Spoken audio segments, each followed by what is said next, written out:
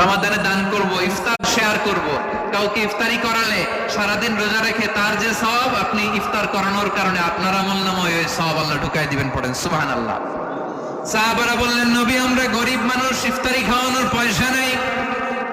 আল্লাহর হাবিব বললেন, ওয়ালাউ বিমাজকাতি লাবান, এক ঢোক দুধ, ওয়ালাউ বিতামরা, একটাও খেজুর, ওয়ালাউ বিশারবাতি মা, এক ঢোক পানি খাইয়েও যদি কারো রোজা ভাঙাও, তারপরে ওই সওয়াব তোমার আমলনামায় দিবে কে?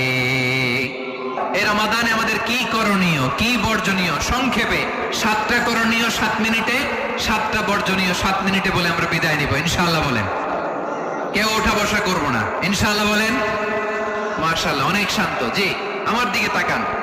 রমাদানে, আসন্ন রমাদানে আমাদের 7টি করণীয়। 1 নাম্বার করণীয়, এই রমাদানকে আপনি কোরআনময় করে তুলুন। আমার প্রিয় ভাইরা, ধীরস্থির ভাবে কোরআন তেলাওয়াত করুন, তাড়াহুড়ো করে না।